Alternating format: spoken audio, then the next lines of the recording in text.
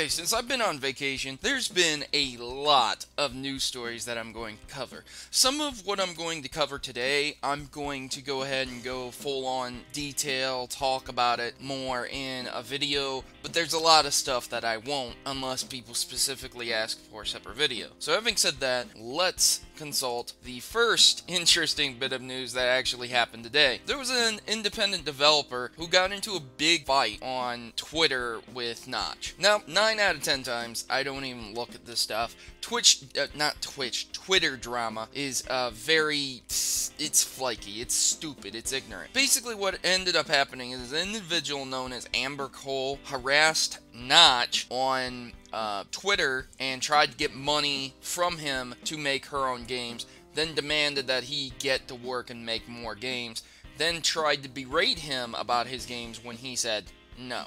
There's a whole big discussion about it. Just Google it, indie dev fights with Notch, and it'll come right up. Pretty funny because she's a woman, so a lot of people would be thinking, oh, some dude, some guy in his mom's basement. No, this is a woman who felt so entitled to this money that she decided to harass him over it. Like, as if the first few harassing notes that you sent to the person, do you think they'd be convinced afterwards? But yeah, I'm not going too much into that. I was on vacation during the Mayweather versus Pacquiao fight. I'm not really a big boxing fan, so I'm sorry if I butchered the names. But basically what ended up happening is I think Mayweather was dancing around the ring, and it caused a big uproar, and people were like, oh, he doesn't deserve to win. Look, listen to me, guys. Both of them went in knowing how they both fight. They can go back and look at the different tapes and see how they fight. They can see the fights that they won up to that point. He saw his fighting style, and the other guy saw the other one's fighting style. All that happened is one of them countered the fighting style better. That's literally it. If you guys wanted to see an all-out brawl and bash between two boxers, well, I'm sorry, you probably didn't get it. So, yeah, that's kind of crappy. Apparently, Xbox One's Call of Duty Black Ops 3 timed exclusivity was taken by Sony, so some people are upset about that, as they probably will be, as they always are. The HoloLens has been said to end the console war, quote unquote. This is the same thing that they said about motion controls back in the day. No. But I will be interested in being able to use my computer on my wall, because that sounds really, really cool. I think the HoloLens has the potential to end TVs. I don't think it will, but I think it has the potential to. Because then you can just put on a HoloLens, and everyone in the house can just have HoloLens, and they can watch what they want to watch, or they can watch what you're watching together. You know, basically you could make an entire wall your TV, which is pretty cool. Valve ended up allowing people to pay for mods, and Bethesda, the people who created Skyrim, I believe, again, butchering names, they said that there was going to be a 75% cut. So, whoever made the mod got 25%, and whoever else got the rest of the 75%, which would be Valve and Bethesda. And then Valve reversed that real quick, and yeah, the guy, Gaben, who owns Steam and is the big chief officer, was trying to defend it, and no one was buying his bullshit. No one was buying his bullshit. You know, people sit here and worship this guy. They treat him as a god, and there's a perfect example of him being a commercial fraud right there. I'm very glad he reversed it, but he still did it. So you need to be very aware that he's in the business to make a lot of money. And that's not a bad thing, but a lot of people just worship him like he's the second coming of Christ. Like, he can do no wrong. Well, there you go. He just did something pretty bad. There's a big debate on whether or not mods should be free forever. I feel like if you make a mod and you want to set up something to make money off of it, fine, whatever. That's on you. If you steal someone's assets and they find out about it, you better be prepared to go to court over it. But if you make a real mod that took no one's assets, then F it. Charge for it if you want to. But don't expect people to download it. Free is the way to be, and everyone will download free. So, there was a GTA 5 patch that breaks mods, and Valve was allowing mods to be bought. Now, I don't know if you realize this or not, but there was a big thing about GTA 5 where there were glitches online where people could make money without having to buy it real quick. And so this patch kinda makes it seem the same way that was happening on consoles, to where GTA 5 is going to sell you mods and you're going to have to buy them through GTA 5, or you're not going to be able to use them at all and they'll ban you. And Valve just recently gave developers the ability to ban people. So all of these three things coming together seems way too coincidental to me. I feel like Grand Theft Auto 5 is going to use the ban to ban people off their online servers if they're developing mods that GTA 5 doesn't like, or Rockstar rather.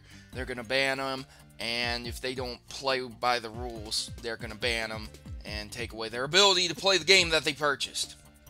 Now again, I'll get into this in an individual video because there's a lot to talk about that, but that's just my speculations. Mighty Number 9 was delayed until September 15th due to the Deep Silver partnership. Now, I've heard of Deep Silver before. I've got to say, I'm not excited at all about Mighty Number 9.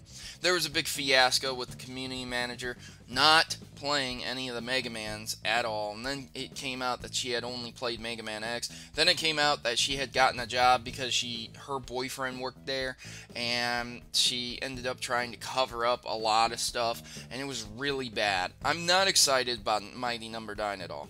I will eat my words if it's a good game and it's fun. Okay, no problem. But it seems a carbon copy and a clone of Mega Man, and for me, that's not what I want. If I wanted a carbon copy and clone of Mega Man, I would just download Mega Man and get a ROM hack for it. You know, there's some amazing Mega Man ROM hacks. So why wouldn't I just play that? And a lot of people say, well, it's not about that, it's not about that. This is my own desire, this is my own opinion, this is my own want. I'm not excited about Mighty Number 9 at all. I'm just not. I used to be. I saw gameplay. I'm not anymore. But the delay pretty much means you're going to be able to play as Beck's rival. You're going to have co-op and some extra other features that they're trying to implement. Well, the game was supposed to come out this month, but it's delayed till 15th September, so that's quite a delay. I hope that people are okay with this, if you backed the project.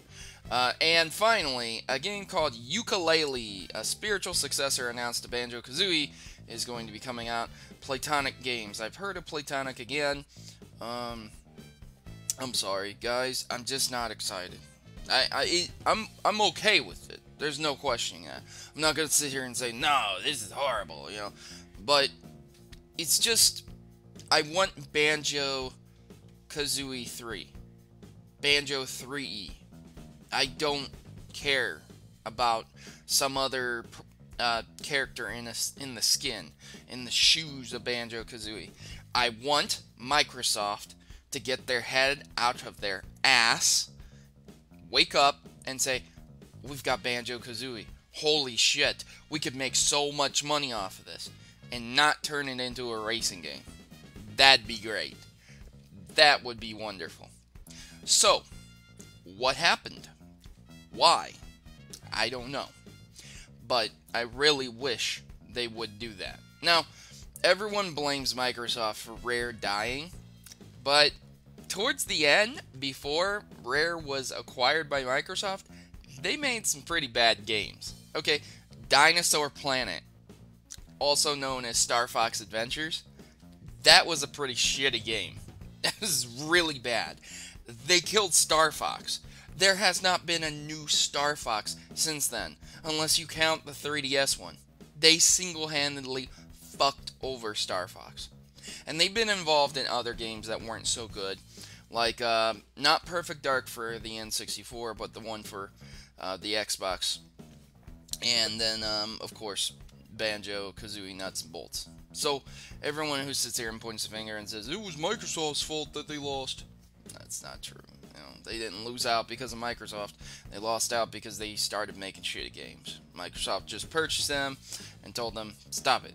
You guys are bad. That's pretty much what happened. So, I'm looking forward to seeing these games, but I'm not hyped up and excited anymore. I'm tired of it. Tired of remakes. I want something new. Not a remake. Not a spiritual successor. No. I want something new. Also, on a really weird note, I went to a store called 5 and Below. Sometimes they have games there, and I was interested in seeing what they would have. And lo and behold, when I went and saw the game section, they had tons of copies of Metal Gear Solid Rising Revengeance, sealed for PlayStation 3 and Xbox 360, $5 a piece. Tons of them! And I have no idea why. Most of the games they get are absolute garbage. I mean, I haven't found a single good one there, honestly. I've found okay ones at best. But usually, they're shovelware and things like that. And out of nowhere, here we go. We have this awesome AAA title. Sold very well, was a very fun game. Why is it at 5 and Below? What the hell? So anyways, guys, that's pretty much the news story rundown. Since I've been on vacation, I will go into more depth on some of these stories, but not all of them, unless you leave it in the comments section below.